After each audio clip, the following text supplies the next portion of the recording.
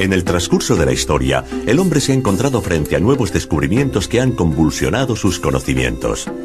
Durante milenios, todos estaban convencidos de que la Tierra era plana, es decir, que al llegar a un punto determinado, los objetos se caían. Además, habría sido totalmente ilógico pensar que se podía seguir caminando cabeza abajo.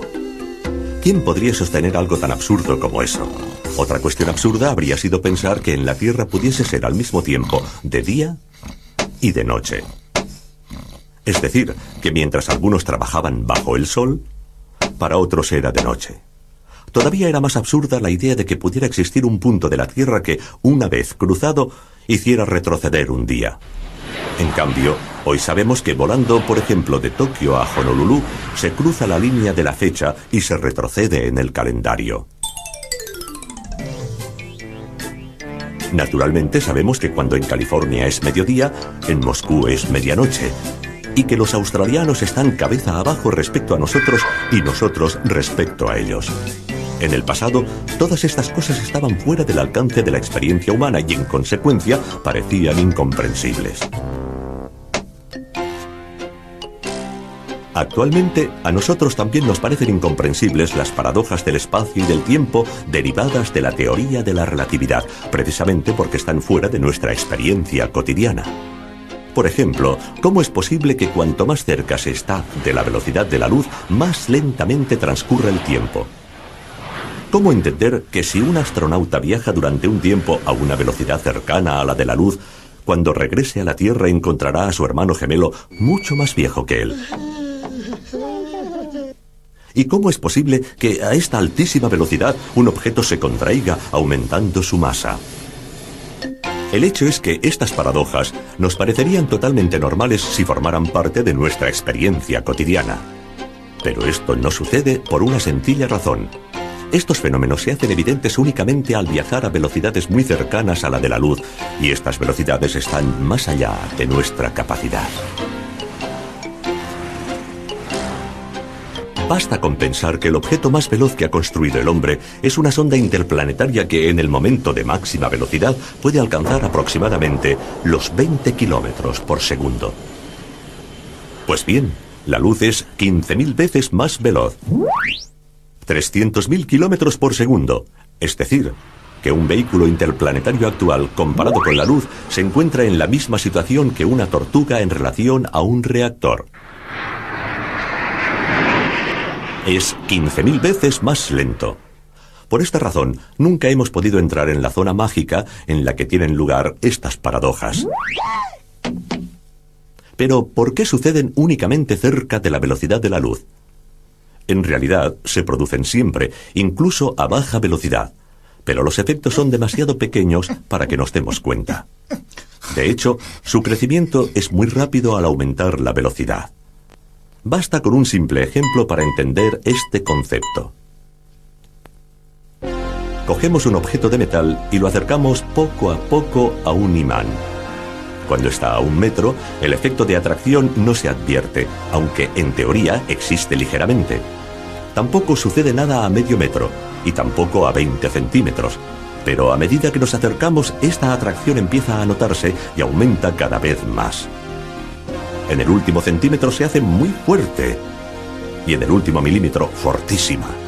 Finalmente, en la última milésima de milímetro es casi irresistible. Con los efectos de la relatividad sucede algo parecido. Con la velocidad del automóvil estamos aquí, con la del cohete interplanetario aquí. Es decir, en un punto en el que, en teoría, el efecto de la relatividad existe pero es inapreciable. Solo disponiendo de astronaves capaces de acercarse a la velocidad de la luz, entraríamos en el terreno de los efectos muy evidentes y bastaría, cada vez, un pequeño acercamiento para multiplicar este efecto y amplificar las consecuencias. De hecho, según una tabla aproximativa, suponiendo que una astronave parta hoy y regrese dentro de 1000 años viajando a 294.000 kilómetros por segundo, el tiempo relativo a bordo sería de 200 años. Pero sería suficiente con acelerar un poco, es decir, llegar a 299.792 kilómetros por segundo para reducir el tiempo a solo 2 meses. Después, bastaría con acelerar muy poco, solamente 4 centímetros por segundo, para hacer descender el tiempo relativo a bordo a solo 3 días. Partiendo de esta base, podemos llegar a una consideración que normalmente se olvida. Hemos visto que la velocidad de la luz es muy elevada, 300.000 kilómetros por segundo. Pero solo resulta muy elevada si la comparamos con nuestra manera de vivir y de movernos, es decir, si la comparamos con una bicicleta, con un avión e incluso con un cohete. Contemplándola en el panorama general del universo, se trata en realidad de una velocidad bastante modesta. ¿Por qué? Porque es cierto que un fotón de luz emplea menos de 1,5 segundos para ir de la Tierra a la Luna. Pero también es cierto que emplea ya 8 minutos para ir de la Tierra al Sol. Si nosotros pudiéramos estar en el planeta Urano y viéramos viajar los destellos de luz de la Tierra al Sol, nos daríamos cuenta de que esta velocidad no es tan elevada. Veríamos avanzar la luz como un caracol. Si después nos situáramos en una estrella y observáramos los destellos de luz viajando entre la Tierra y la estrella más cercana, veríamos cómo realizan este trayecto en 4 años. Finalmente, si nos situáramos fuera de nuestra galaxia y viéramos avanzar la luz de un extremo a otro de la galaxia, veríamos cómo realiza este trayecto en unos 100.000 años. Es decir, nos parecería casi inmóvil. A partir de aquí, podemos ejercitar nuestra imaginación. Supongamos que la velocidad de la luz no es de 300.000 kilómetros por segundo, sino mucho menor, solo de 100 kilómetros por hora. Pues bien, en ese caso, nosotros podríamos experimentar cotidianamente los efectos de la relatividad. Por ejemplo, podríamos ver cómo un automóvil en la carretera se contrae a medida que aumenta la velocidad y no consigue alcanzar jamás los 100 kilómetros por hora, que serían un límite insuperable, ya que, para que el coche acelerara a esa velocidad, sería necesaria una energía infinita. Y también la masa del coche sería infinita. También podríamos ver cómo a bordo del automóvil todo se desarrollaría lentamente, tanto más lentamente cuanto mayor fuera la velocidad. Si este coche viajara de esta forma durante 10 años seguidos sin detenerse, ¿qué sucedería? Pues bien, al llegar a casa y frenar, la longitud volvería a ser la misma de antes y el tiempo a bordo transcurriría tan bien como antes. Pero, mientras que para la gente que se quedó en casa habrían pasado realmente 10 años, para los que estaban a bordo habría pasado mucho menos tiempo, quizás solo 10 semanas o 10 días, según la velocidad, debido a la mayor lentitud del tiempo, y en consecuencia, a la mayor lentitud de la vida y de los procesos vitales. En un mundo como este, los efectos de la relatividad serían una rutina cotidiana.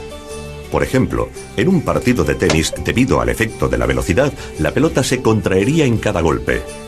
Después, al detenerse, volvería a sus dimensiones anteriores. Después de un tiempo, ya no tendríamos en cuenta lo extraño del caso y lo consideraríamos una ley física normal, como en realidad es.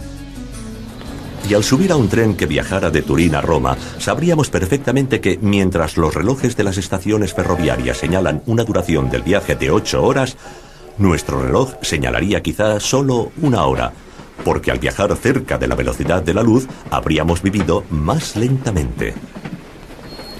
Y cuando hubiéramos llegado, volveríamos a situar las manecillas correctamente, tal como hacemos al bajar de un avión que ha atravesado distintos usos horarios. En resumen, los efectos de la relatividad ya no nos sorprenderían si viviéramos en esta dimensión que en realidad no podemos experimentar porque la velocidad de la luz es demasiado elevada para nosotros. Naturalmente, permanece un gran interrogante, un enigma que sigue desafiando nuestra mente. ¿Por qué sucede todo esto? ¿Por qué motivo cambian el tiempo y las dimensiones con la velocidad? En cierto sentido, la respuesta es muy sencilla.